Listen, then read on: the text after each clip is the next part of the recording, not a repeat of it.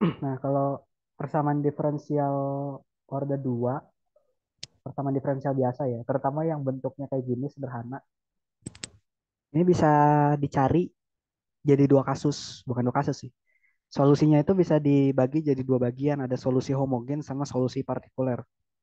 Solusi homogen itu solusi dari yang ruas kirinya aja. Jadi kita bikin persamaan diferensialnya 2 d kuadrat y per dx kuadrat minus 3 dy dx tambah 2y sama dengan nol. Nah, ketika dia sama dengan nol, ntar solusi dari persamaan ini jadi solusi homogen. Nah, solusi partikular itu kan di ruas kanannya ada sesuatu bilangan gitu ya, atau fungsi. Nah, itu bergantung sama bentuk fungsinya kayak gimana yang di ruas kanan ini. Kebetulan di sini kita dapetnya eksponen kan. Kalau yang di ruas kanan ini dia bentuknya itu trigonometri. Kalau trigonometri yang di ruas kanannya, berarti ntar solusi partikulernya kita tebak bentuknya itu A cos kx tambah B sin kx gini. Ini kalau trigonometrik. Kalau dia polinomial, berarti jadi AX pangkat N tambah BX pangkat N min satu tambah CX N min 2 dan seterusnya sampai konstanta terakhir lah. Kalau misalkan dia bentuknya eksponen kayak gini, eksponen. Nah, ini bentuknya bisa bisa tiga macam. Bisa C E pangkat KX, gitu ya. Bisa CX E pangkat KX, bisa CX kuadrat E pangkat KX. Nah, ini yang menentuin apa? Nanti kita lihat lebih lanjut.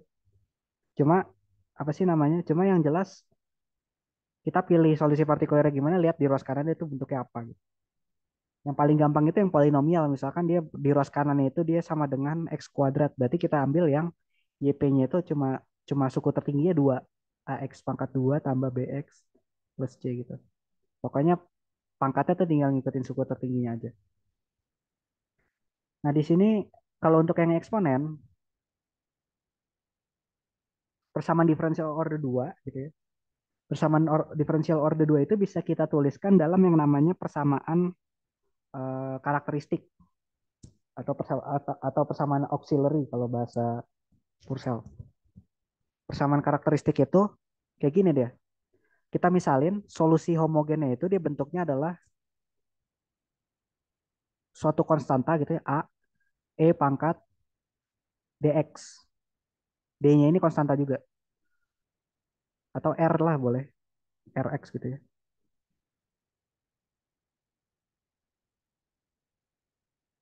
Rx gitu.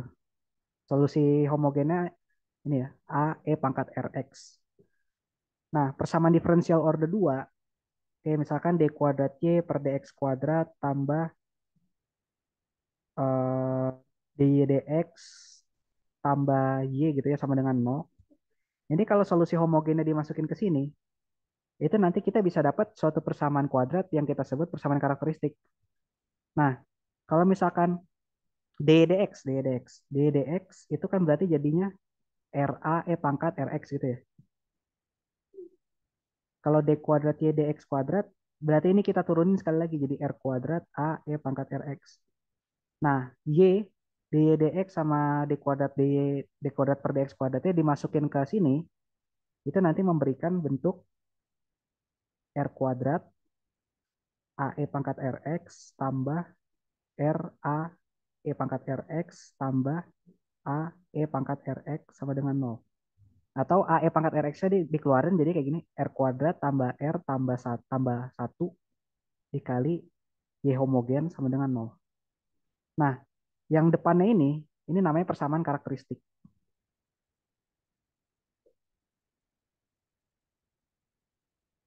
Gitu ya. Bentuknya bisa macam-macam. Bergantung sama persamaan diferensialnya kayak gimana. Tapi umumnya, kalau misalkan dia bisa difaktorin ya. Kalau misalkan dia bisa difaktorin, di persamaan karakteristiknya ini, dia bentuknya tuh kayak gini. R min A, R min B dikali sama Y homogennya gitu. Sama dengan nol. Ini kalau bisa difaktorin. Kalau nggak bisa difaktorin, ya pakai bentuk persamaan kuadrat yang umum aja. AR kuadrat tambah BR tambah C gitu ya. Dikali Y homogen sama dengan nol. Berarti buat nyari tujuannya ini adalah nanti kita nyari akar-akar karakteristiknya itu berapa. Akar-akar karakteristiknya berarti pakai rumus ABC. Jadi min B plus minus B kuadrat min 4AC diakar dibagi 2A. Gitu. Gunanya nyari akar-akar karakteristik itu apa? Nah, tadi kan kita tebak solusinya itu adalah A dikali E pangkat Rx kan. Nah, ketika kita dapat R-nya itu sebagai akar-akar tadi, masukin lagi ke sini gitu. Terus kan di sini ada dua kemungkinan Y, ada yang positif sama yang negatif. Berarti ntar ini bakal ada dua suku. Jadi solusi akhirnya tuh bisa kita tulis kayak gini. A E pangkat min B plus akar B kuadrat min 4AC per 2A dikali X gitu ya.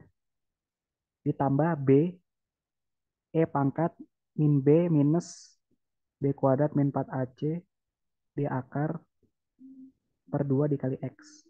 Jadi kita tambah sama suku baru, konstanta B dikali ini. Karena tadi kan R-nya ada dua kemungkinan, ada yang plus ini kan, ada yang plus, ada yang negatif. Jadi solusi totalnya harus mengakomodasi kedua kemungkinan R tadi. Gitu. Nah ini dia. Ini solusi homogen. Cara nyari solusi homogen secara umum gitu sih. Jadi kita misalin Y homogennya ini, HE pangkat Rx, masukin ke persamaan diferensialnya nanti dapat persamaan karakteristik, cari akar karakteristiknya, masukin lagi ke sini. Terdapat bentuk akhirnya kayak gimana. Gitu. Nilainya bergantung sama eh, ini berapa akar-akarnya. Gitu. Nah, balik lagi ke yang bentuk eksponensial. Bentuk eksponensial untuk yang solusi partikulernya. Ini kalau misalkan kita dapat persamaan karakteristiknya bentuknya gini. R min A, R min B gitu ya. Misalkan bentuk persamaan karakteristiknya kayak gini. Gitu. Nah, terus yang di ruas kanannya itu, ini yang ruas kirinya ya. Yang di ruas kanannya itu misalkan suatu eksponensial. Kayak misalkan suatu konstanta gitu ya. Apa ya konstanta? Q gitu. E pangkat CX gini. Ini konstanta. Nah, bentuk solusi partikulernya itu ada tiga jenis. Bisa bentuknya itu cuma konstanta E pangkat, ini K aja deh, E pangkat KX gitu. Bisa dia konstanta dikali X, E pangkat KX. Bisa dia konstanta dikali X kuadrat, E pangkat KX. Nah, ini kita milih bentuk yang mana, kayak gimana. Itu bergantung nilai dari K, A sama B-nya. Kalau nilai K-nya itu sama dengan, tidak sama dengan A, dan tidak sama dengan B gitu, kita pakai bentuk yang ini. Misalkan ini R-1, R-2, Y, gitu ya. Ini persamaan diferensial yang homogennya. Yang di ruas kanannya, E pangkat 3X gini. Ini kan A-nya 1, B-nya 2, K-nya 3. Nggak sama semua kan nilainya. Nah, berarti kita pakai solusi partikulernya, bentuknya kita ambil yang C, E pangkat 3X. Gitu. Cara nyari C-nya gimana? Itu belakangan. Nanti kita bakal cari. Bergantung sama persamaan diferensial depannya kayak gimana. Nah, kalau misalkan dia K-nya itu sama dengan A, atau K-nya sama dengan B. Jadi salah satu aja nih. Misalkan dia bentuknya gini. R-1, R-2, terus ini E pangkat 2X. Berarti kan dia sama dengan B ya? Atau ini E pangkat 1X, berarti sama dengan A gitu.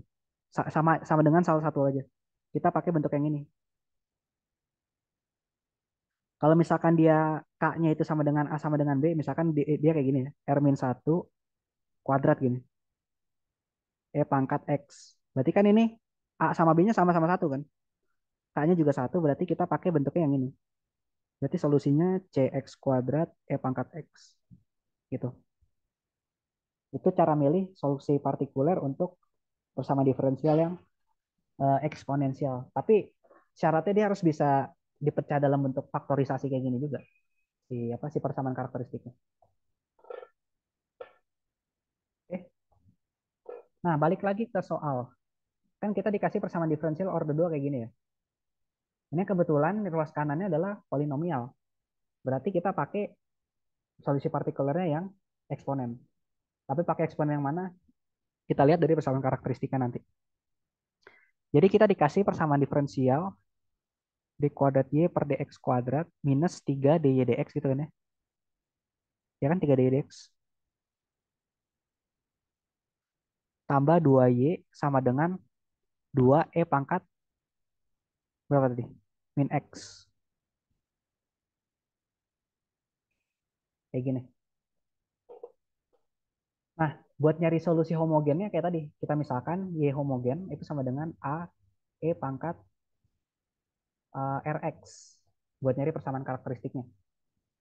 Berarti dy dx sama dengan r a pangkat r a dikali e pangkat rx. Terus turunan keduanya d kuadrat y dx kuadrat sama dengan r kuadrat a e pangkat rx. Nah ini y dy dx d kuadrat y dx kuadrat masukin ke sini. Berarti ntar dapat r kuadrat a e pangkat rx minus 3 ra e pangkat rx tambah 2 a e pangkat rx sama dengan 0 dulu. Karena kita nyari solusi homogen dulu. Berarti ruas kanan kita anggap 0. Berarti nanti dapat ini AE pangkat RX-nya keluarin. Jadi R kuadrat minus 3R plus 2 AE pangkat RX sama dengan 0. Kayak gitu. Terus AE pangkat RX itu kan Y itu ya. Nah ini buang aja dulu. Berarti nanti kita dapat persamaan karakteristik R kuadrat minus 3R plus 2 sama dengan 0. Nah ini bisa difaktorin nggak? Bisa. Kalau difaktorin jadi R min 2 sama R min 1 sama dengan 0. Gitu kan ya. Berarti kita dapat akar-akarnya R sama dengan 1 dan atau R sama dengan 2. Berarti solusi homogennya itu jadi A E pangkat R-nya tadi berapa satu? Satu ya. A E pangkat X ditambah B E pangkat 2X. Ini solusi homogennya. Nah, buat nyari solusi partikulernya gimana? Tadi kan kita dapat persamaan karakteristiknya akhirnya bentuknya gini, R min 2, R min 1 sama dengan 0. Itu kalau yang homogen. Kalau yang partikuler berarti dikali Y sama dengan yang ruas kanannya tadi. Ruas kanan tadi itu apa? 2E pangkat min X. Gini. Nah, kita lihat. Di sini eh, kan bentuk dasar itu gini ya. R min A, R min B, Y, terus apa? C, E pangkat KX. Gini kan ya. Sekarang kita lihat nilai A, B, sama K-nya. K-nya berapa? Di sini K-nya min 1, K-nya 2, B-nya 1. Beda semua kan? Min 1, 1, 2. Karena nilainya beda semua, maka kita pakai karena nilai K-nya tidak sama dengan 1, tidak sama dengan A dan K-nya juga tidak sama dengan B, maka kita pakai bentuk solusi partikulernya itu adalah C X kuadrat E pangkat KX atau C X kuadrat E pangkat minus X kayak gini. Berarti tapi ini belum selesai. Kita belum tahu nilai C-nya itu berapa. Nah, cara nyari nilai C-nya, Y partikulernya ini kita masukin ke persamaan yang awal, yang D kuadrat Y dx kuadrat minus 3 dy dx ditambah 2 Y sama dengan 2 E pangkat minus X. Masukin ke sini. Berarti kita cari dulu dyp per dx. Ini berapa? turunan dari Y partikuler per X terhadap X. Y partikuler kan ini kan.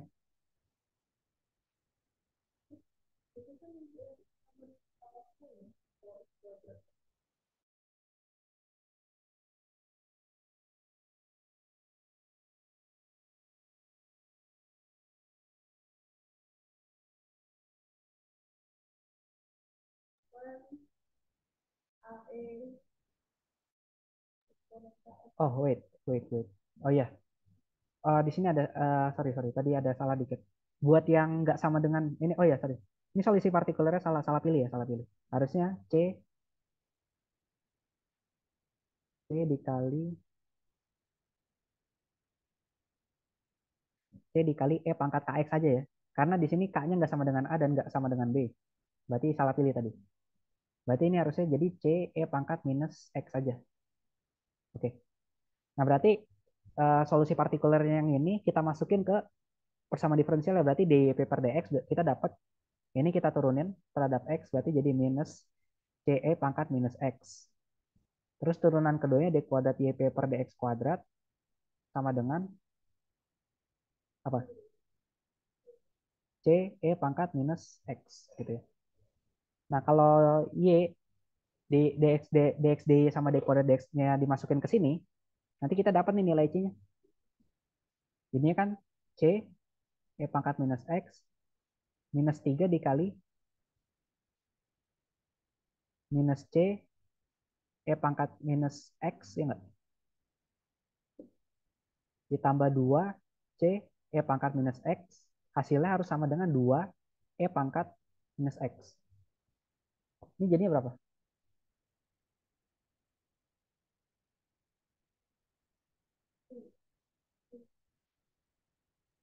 Min 3 min 1 plus 3. Plus 3 tambah 2. 5. 5 tambah 1. Jadi 6 C E pangkat minus X. 2 E pangkat minus X. Berarti kita dapat C-nya adalah sepertiga. Berarti Y partikulernya sepertiga E pangkat minus X. Nah, berarti solusi totalnya itu adalah solusi homogen ditambah solusi partikuler. Solusi homogennya berarti A E pangkat X ditambah B E pangkat 2X ditambah sepertiga E pangkat minus X. Gitu. Ya, ini dia. Ini solusi totalnya. Gitu. Nah, ini untuk apa sih namanya? Untuk mencari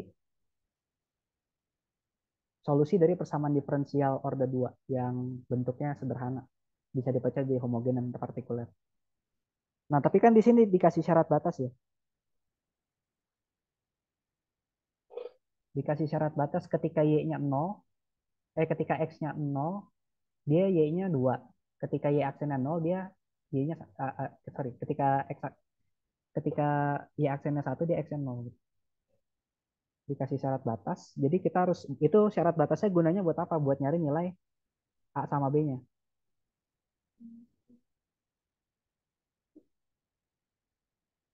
Jadi syarat batasnya itu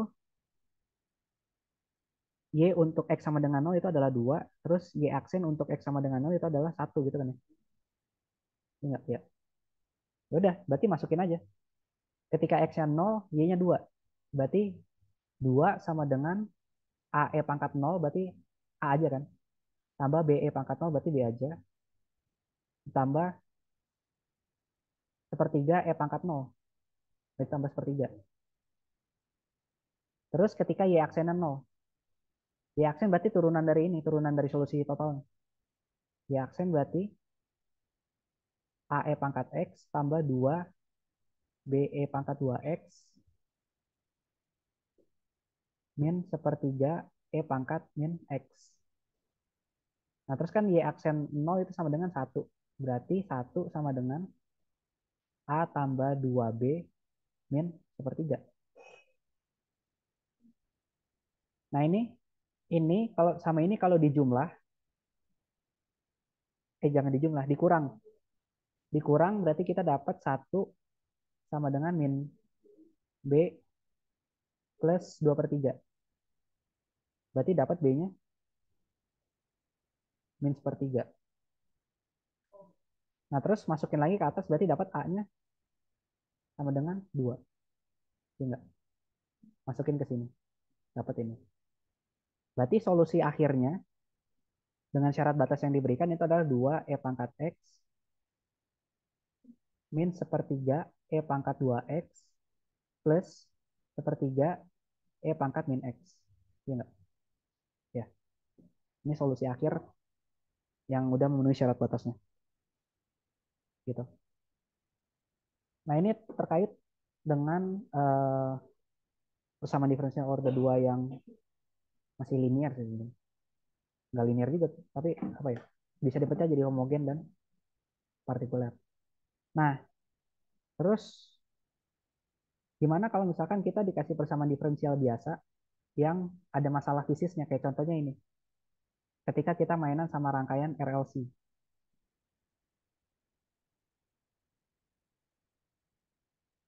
Nah, di sini dikasih tahu kan, suatu rangkaian RLC itu memenuhi yang seri ya, rangkaian RLC seri, dia memenuhi persamaan diferensial yang ini. Nah, persamaan diferensial ini, sorry, sorry. Persamaan diferensial yang ini itu diperolehnya dari mana? Takutnya ntar ada satu kasus di mana kita harus nurunin kan. Ini dapatnya dari mana? Kenapa dia bisa dapat bentuk kayak gini? Ini sebenarnya pakai hukum Kirchhoff. Kalau RLC gitu kan yang seri berarti kita punya R, terus L, I gini.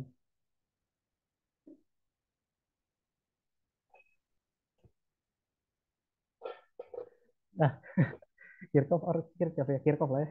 Biar keren. Nah, ini kalau pakai RLC kayak gini, kita kan intinya hukum Kirchhoff itu adalah kalau kita punya satu rangkaian loop kayak gini, kita bisa ngitung tegangan total di dalam rangkaian ini itu harus sama dengan nol kan. Tegangan total di sini tegangan tegangan siapa aja? Ada tegangan resistor VR, tegangan ini induktor VL sama tegangan kapasitor VC. Terus karena ini seri berarti tegangannya tuh tinggal uh, dijumlah aja. Berarti jadi tegangan totalnya itu VR tambah VL tambah VC itu harus sama dengan nol. Kayak gini. Nah, VR itu apa? VR itu adalah I dikali R. Ini pakai hukum Ohm. VL tegangan pada induktor itu dia memenuhi ini L DI DT gitu ya. I-nya ini arus. Sementara VC tegangan pada kapasitor itu dia memenuhi Q per C gitu ya. Q-nya ini muatan. Jadi kalau kita gabung tegangan totalnya harus sama dengan 0 berarti I dikali R tambah L DI DT ditambah Q per C itu sama dengan 0. Nah, arus sama muatan itu dia punya hubungan. Arus itu kan definisi adalah perubahan muatan terhadap waktu kan dq dt. Berarti kalau kita masukin ke sini yang DI dt itu berubah jadi ddt dari dq dt atau sama aja kayak turunan kedua muatan terhadap waktu.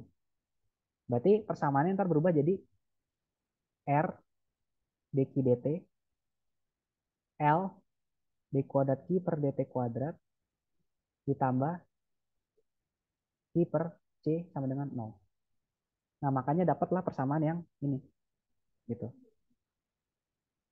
Nah, sekarang kita bisa nah, oh ya, ini kan sama dengan 0 ya dan ini persamaan diferensial order 2. Karena dia sama dengan 0, maka ini persamaan diferensialnya yang homogen. Karena ruas kanannya sama dengan 0. Jadi kita bisa cari solusinya Q sebagai fungsi T gitu ya. Itu bisa memenuhi yang tadi yang apa? Yang pakai persamaan karakteristik. Jadi kita misalin dia solusinya itu awalnya adalah suatu konstanta A E pangkat R dikali T gitu. Berarti kan kita dapat nanti dq dt itu adalah R A dikali E pangkat RT terus d kuadrat Q per dt kuadrat itu adalah R kuadrat A E pangkat RT. Q-nya sama dengan ini, dq dt-nya ini, dq kuadratnya ini masukin ke atas. Nanti kita dapat uh, L dikali R kuadrat AE pangkat RT ditambah R besar R kecil E pangkat RT ditambah 1/C AE pangkat RT sama dengan 0. Kalau kita keluarin, kalau kita keluarin si AE pangkat RT-nya ntar jadi kayak gini dia. Jadi R kuadrat L tambah R besar R kecil tambah 1/C dikali AE pangkat RT sama dengan 0. Nah, persamaan karakteristiknya itu yang ini. Kita nyari akar-akarnya tuh pakai yang ini. Terhadap terhadap si R kecil. R kecil ini kan akar-akar karakteristiknya. Berarti buat nyari akar-akarnya kita pakai rumus ABC. R kecil sama dengan minus R besar plus minus R besar kuadrat min 4 dikali L dikali 1/C di akar per 2 dikali L. Kayak gini. Oke. Nah, terus yang ditanya itu kan adalah syarat dari nilai L, R, dan C agar si muatannya itu bisa berosilasi secara underdamped. Nah, osilasi underdamped itu, jadi gini, persamaan dasar osilasi itu kan gini, D kuadrat Y per DX kuadrat plus K kuadrat X sama dengan 0. Ini adalah persamaan dasar osilasi harmonik. Yang nanti kita bakal dapat Y sebagai fungsi sinusoidal terhadap X gitu. Ini osilasi harmonik sederhana. Nah, osilasi harmonik sederhana bakal berubah jadi osilasi yang teredam. Itu kalau misalkan di tengah ini ada suku lagi. Jadi sukunya itu yang kedua adalah suku redaman. B dy dx ditambah K kuadrat X sama dengan 0. Nah, ini suku yang tengah ini. Suku turunan pertama Y terhadap X ini adalah suku redaman.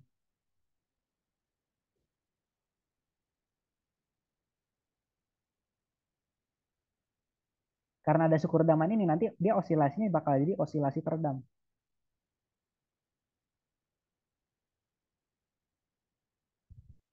Nah, osilasi teredam itu sendiri, itu juga nanti bakal terbagi jadi tiga kasus. Ada yang underdamped, ada yang critical damped, sama overdamped. Nah, bedanya under critical sama over itu apa? Bergantung sama nilai B sama K-nya ini perbandingan siapa. Yang paling gede yang siapa? Gitu. Nah, itu lebih gampang dilihat kalau dari solusi ini sebenarnya. Kalau misalkan kita dari persamaan solusi akar karakteristiknya. Kan kita udah dapat akar karakteristiknya itu tadi minus R plus minus R kuadrat min 4 L per C gitu ya. Ya kan? Di akar per 2 L gitu ya. Nah, buat nentuin dia under dam over apa critical, itu lihat aja dari ini, dari akarnya. Kalau misalkan dia akarnya negatif, maksudnya yang di dalam akar ini ya, yang R kuadrat min 4 L per C-nya itu kurang dari 0, ini pasti nanti dia bakal jadi under dam. Kenapa? Karena kalau misalkan dia apa sih namanya? Nilai R kuadrat min 4 L per C-nya ini kurang dari 0, pasti ini akarnya jadi negatif kan? Kalau akarnya negatif ini jadi bilangan kompleks. Ini ntar bakal menghasilkan bilangan kompleks.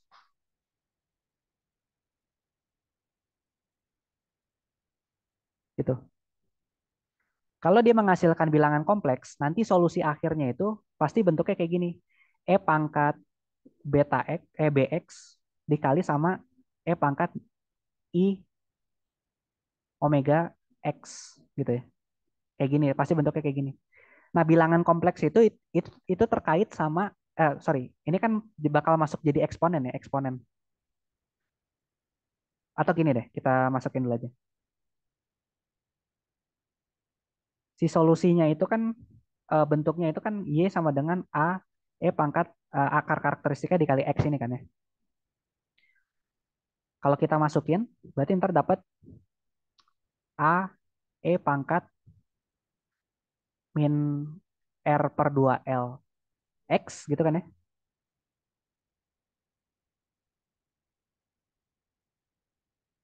Ditambah seper 2L R kuadrat min 4L per C di akar gini, kayak gini. Ditambah B pangkat minus R per 2, ini kurang X, sorry. X, LX minus seper 2L R kuadrat min 4L per C di akar X kayak gini. Nah, ini depannya ada faktor ini kan. Ini juga ada faktor ini. Jadi bisa dikeluarin. Pangkat minus R per 2L X dikali A pangkat eksponen bla bla bla X gitu kan ya. Ditambah B pangkat eksponen bla bla bla X gitu. Ya enggak? Nah, bla bla blanya ini ada akarnya. Kalau misalkan R kuadrat min 4L-nya itu kurang dari 0, dia bakal jadi bilangan kompleks. Nah, eksponen bilangan kompleks itu kan dia fungsi sinusoidal. Ya enggak? Nanti bakal bisa diplot sebagai fungsi sinusoidal. Gitu. Jadi ini fungsi sinusoidal, tapi fungsi sinusoidalnya dikali sama suatu eksponen negatif. Eksponen negatif itu bentuknya kayak gimana? Gini kan, meluruh. Jadi gabungan sinusoidal sama fungsi meluruh adalah fungsi yang sinusoidal dan meluruh. Jadi kayak gini.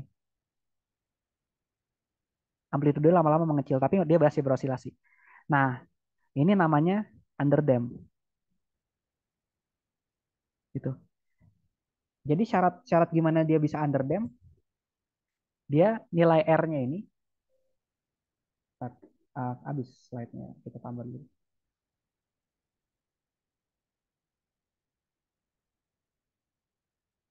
Syarat supaya dia bisa underdamp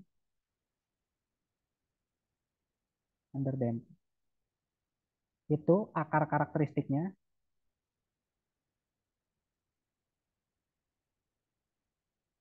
harus bilangan kompleks.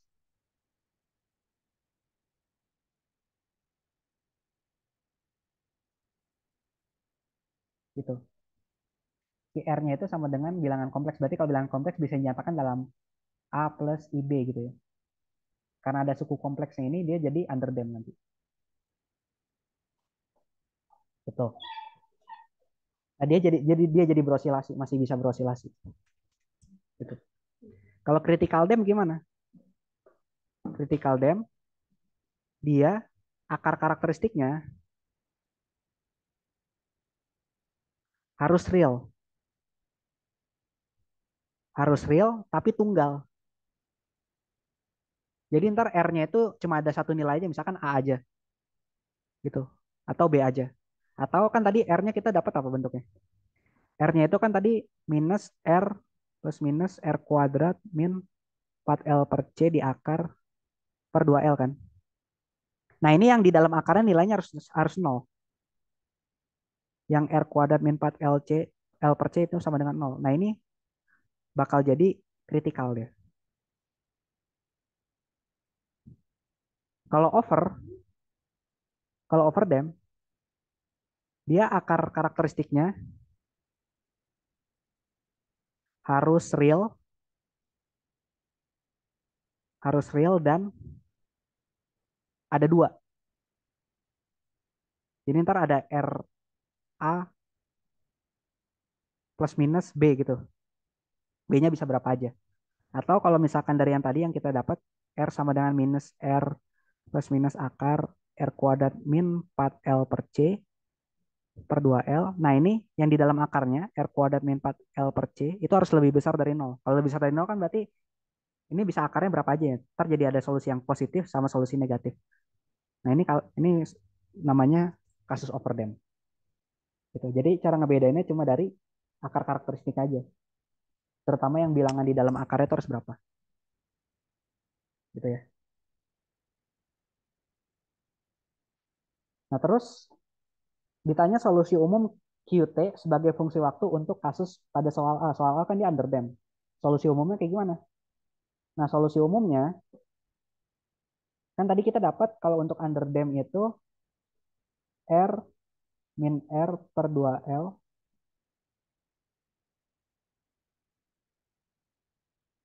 plus minus per 2L R kuadrat min 4L per C. Di mana R kuadrat min 4L per C-nya itu kurang dari 0. Karena dikurang dari 0 ini kan bakal jadi bilangan kompleks. Ini bisa ditulis ulang jadi kayak gini. Min R per 2L plus minus seper 2L I 4L per C minus R kuadrat. Jadi dibalik gitu ya. Bisa dibalik kayak gini. Berarti tadi kan kita misalin solusi umumnya itu QT-nya itu adalah A E pangkat RT ya. Berarti kalau kita masukin itu kita dapat A E pangkat minus R per 2L plus sorry plus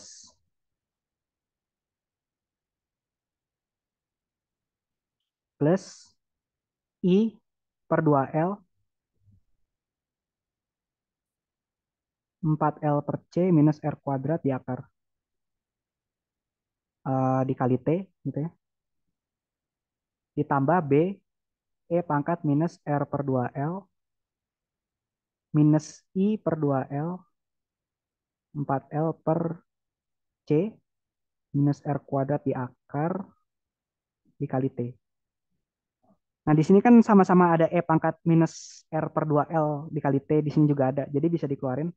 Jadi solusi akhirnya itu E pangkat minus R per 2L T. Nah, ini suku redamannya dikali suku osilasinya.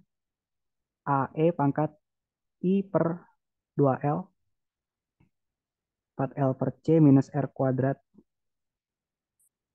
T tambah B E pangkat minus I per 2L 4L per C minus R kuadrat T.